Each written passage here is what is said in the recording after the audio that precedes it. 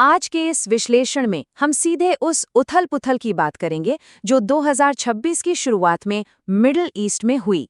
दो ऐसी विशाल घटनाएं जो एक साथ घटी और जिन्होंने ग्लोबल एनर्जी और ट्रेड के नियम पूरी तरह से नए सिरे से लिख दिए हैं। आइए इस एक्सप्लेनर को शुरू करते हैं। आगे बढ़ने से पहले एक जल्दी से इस रोडमैप को देख लेते हैं। हम शुरुआत करेंगे गल्फ के उन झटकों से जिन्होंने ग्लोबल मार्केट्स को हिलाकर रख दिया। फिर बात करेंगे यूएई के ओपेक कोटास छोड़ने की, स्ट्रेट ऑफ हॉर्मूज के बंद होने की, और आखिर में समझेंगे कि कैसे इसका असर सिर्फ तेल पर ही नहीं बल्कि पूरे ग्लोबल शिपिंग नेटवर्क पर एक डोमिनो इफेक्ट की तरह पड़ता है। तो सबसे पहले बात करते हैं पहले हिस्से की, कैसे गल्फ शॉक्स ने ग्लोबल मार्केट्स को झकझोर दिया। इस पूरे मामले की ग्रेविटी को समझने के लिए हमें सबसे पहले ये देखना होगा कि ग्लोबल इकोनॉमी में आखिर गल्फ क्षेत्र का दबदबा कितना बड़ा है। अब जरा इस आंकड़े पर गौर कीजिए। 1.2 ट्रिलियन डॉलर्स, ये कोई छोटा अमाउंट नहीं है। ये उन 5 गल्फ देशों के सालाना ट्रेड फ्लोज को दर्शाता है जो पूरी तरह से सिर्फ और सिर्फ एक पतले से रास्ते, स्ट्रेट ऑफ हॉर्मोज पर निर्भर करते हैं। और बात सिर्फ यहीं खत्म नहीं होती। पूरे ग्लोबल ऑयल सप्लाई का एक विशाल 30% हिस्सा अकेला मिडिल ईस्ट से आता है। सोचिए, जब इस सप्लाई चेन में जरा सी भी हलचल होती है तो पूरी दुनिया में कितने बड़े पैमाने पर उथल-पुथल मच जाती है। अब आते हैं हमारे दूसरे पड़ाव पर, जो है यूएई का ओपेक कोटास छोड़ना। ये हमारी पहली बड़ी और ऐतिहासिक उथल-पुथल थी। 1 मई 2026 का दिन, जब यूएई ने अचानक से लगभग 6 दशकों, जी हां 60 साल पुरानी संयुक्त ऑयल प्रोडक्शन पॉलिसी को पूरी तरह से खत्म कर दिया। खैर, यहाँ सबसे दिलचस्प बात दोनों पॉलिसीज का अंतर है। एक तरफ है संयुक्त कोटास की जंजीरों में बंधकर काम करना, और दूसरी तरफ स्वतंत्र रूप से अपनी कैपेसिटी और मार्केट के हिसाब से प्रोडक्शन बढ़ाने की पूरी आज़ादी होना। एक तरह से ये अपने फैसले खुद लेने की आज़ादी है। और इस आज़ादी का मकसद क्या था? ये तय करना बिल्कुल साफ था। यूएई ने फैसला किया कि वो 2027 तक अपने दैनिक प्रोडक्शन को 3.4 मिलियन बैरल से बढ़ा के सीधे 5 मिलियन बैरल्स पर डे के लक्ष्य तक ले जाएगा। एक बेहद बड़ा उछाल, है ना? तो इस कदम का सबसे अहम मुद्दा ये है कि ये एग्जिट यूएई को अपनी एनर्जी प्रोफाइल को एक ऐसी व्यापक आर्थिक रणनीति के साथ जोड़ने का मौका देता है जहां नॉन ऑयल सेक्टर्स पहले से ही उसकी जीडीपी का 75% हिस्सा बन चुके हैं। यानी उनकी इकोनॉमी अब पूरी तरह से सिर्फ तेल पर निर्भर नहीं है। चलिए, अब तीसरे हिस्से की तरफ बढ़ते हैं, स्ट्रेट ऑफ हॉर्मूज का बंद होना।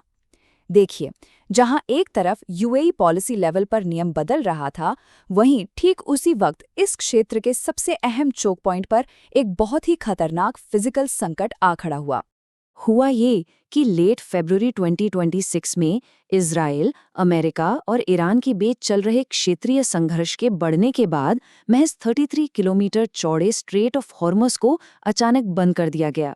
इस एक कदम ने दुनिया की दैनिक ऑयल सप्लाई के 20% हिस्से के आवागमन को झटके में पूरी तरह रोक दिया। ऐसे फिजिकल ब्लॉकेट के सामने किसी भी देश की प्रोडक्शन कैपेसिटी बेमानी हो जाती है। पेपरस्टोन के माइकल ब्राउन ने इस पर बिल्कुल सही पॉइंट आउट किया है कि जब रास्ता ही बंद है तो सप्लाई हर दिन अपने आप टाइट होती जाएगी, क्योंकि अगर प्रोडक्ट को वहां भेजा ही नहीं जा सकता जहां उसकी जरूरत है, तो फिर आखिर प्रोडक्शन का क्या फायदा। अब चौथे हिस्से पर आते हैं, जहां हम समझेंगे कि इसका असर सिर्फ तेल पर नहीं बल्कि ट्रेड पर डोमिनो इफेक्ट की तरह कैसे पड़ता है। ये समझना बिल्कुल क्रूशल है कि इन 5 गल्फ देशों से होने वाला जो $670 बिलियन का सालाना निर्यात है ना, वो सिर्फ कच्चे तेल तक सीमित नहीं है। अगर हम इन हरे रंग के बड़े बबल्स को देखें तो ये स्पष्ट रूप से दर्शाते हैं कि एशिया और यूरोप की बड़ी अर्थव्यवस्थाओं की इन गल्फ देशों की एनर्जी और रॉ मटेरियल्स पर कितनी भारी और केंद्रित निर्भरता है। ये देश उनके लिए एक ऐसी लाइफलाइन है जिसके बिना गुजारा मुश्किल है। हालांकि एशियन देशों का आयात कई बिलियन डॉलर्स का है, लेकिन इटली और बेल्जियम जैसे यूरोपियन देश इस नाकाबंदी की वजह से तुरंत संकट का सामना करते हैं। इनकी विंटर हीटिंग और इंडस्ट्रियल पावर के लिए लिक्विफाइड नेचुरल गैस पर भारी निर्भरता इन्हें एकदम कमजोर बना देती है। सर्दियों में अचानक गैस सप्लाई रुक जाए तो सोचिए हालात क्या होगी। पारंपरिक एनर्जी से थोड़ा आगे बढ़ते हैं। यहाँ एक और हैरानगेज और सच कहूं तो थोड़ी डरावनी कमजोरी सामने आती है। इस क्षेत्र के रेयर गैस एक्सपोर्ट्स के एक विशाल 98% हिस्से पर, जी हां 98%, सिर्फ और सिर्फ कतार का नियंत्रण है। इन स्पेशलिटी गैसेस में नियॉन, हीलियम और जीनॉन जैसे एलिमेंट्स आते हैं। और इसका सीधा मतलब ये है कि ये रुकावट सिर्फ पेट्रोल पंप की कीमतों तक सीमित नहीं है। ये चाइना, ताइवान और यूएस में बैठे टेक मैन्युफैक्चरर्स के लिए एक बेहद बड़ा खतरा है, क्योंकि उनके माइक्रोचिप्स बनाने के लिए यही gases as a raw material use होती हैं। इसके अलावा कंस्ट्रक्शन मटेरियल्स का रास्ता भी ब्लॉक हो जाता है। तुर्कमेनिस्तान और तजिकिस्तान जैसे लैंडलॉक्ड देश जो ईरानियन स्टील पर पूरी तरह निर्भर हैं, वहाँ कंस्ट्रक्शन सीधे तौर पर रुक जाता है। तो इस छुपी हुई निर्भरता का नतीजा ये है कि एक लंबे समय तक चलने वाली नाकाबंदी पड़ोसी और विकासशील देशों के इंफ्रास्ट्रक्चर प्रोजेक्ट्स को बिल्कुल ठप कर देती है। आइए अब आते हैं हमारे आखिरी और 5वें हिस्से पर, द शिपिंग टिपिंग पॉइंट। इस नाकाबंदी के लगातार बढ़ते खतरे को बिल्कुल क्लियर कट समझने के लिए हमें टाइड्स मैरिटाइम ट्रांसपोर्ट मॉडल को देखना होगा। ये मॉडल ग्लोबल सी लेन्स पर एक ही वक्त में 10,000 टैंकर्स का सिमुलेशन करता है। ये मॉडल हमें साफ तौर पर सिखाता है कि अलग अलग समय की रुकावटें कैसा दुष्प्रभाव डालती हैं।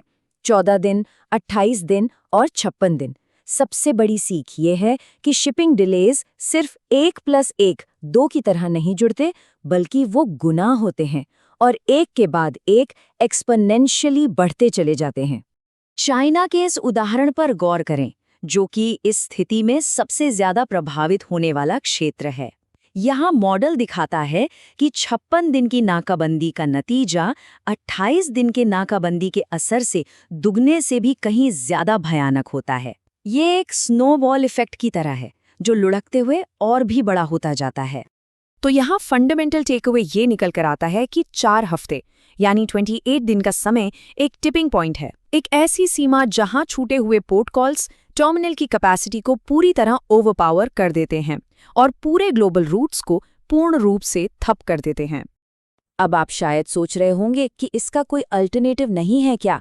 हालांकि शिपिंग इंडस्ट्री अफ्रीका का लंबा चक्कर लगाकर या नए शिप्स चार्टर करके स्थिति के अनुकूल होने की कोशिश जरूर कर सकती है, लेकिन इन तरीकों का नतीजा सिर्फ एक ही होगा, पूरी दुनिया में फ्रेट और कीमतों में भारी, एकदम ड्रास्टिक इजाफा। कम्प्लेक्सिटी साइंस हब की ये बात इस पूरे विश्लेषण को खूबसूरती से समेटती है। वो कहते हैं कि इस संकट में समय सिर्फ पैसा नहीं है। लगातार बढ़ता हर एक हफ्ता ग्लोबल सप्लाई चेन की विफलता को कई गुना तेजी से बढ़ाने वाला एक बड़ा मल्टीप्लायर बन जाता है।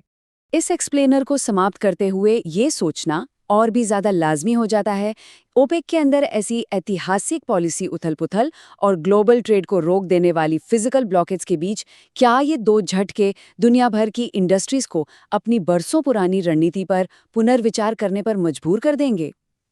और सबसे बड़ा सवाल, आखिर हमारा ग्लोबल सप्लाई चेन इस नए अस्थिर दौर के लिए कितना तैयार है? जरूर सोचिएगा।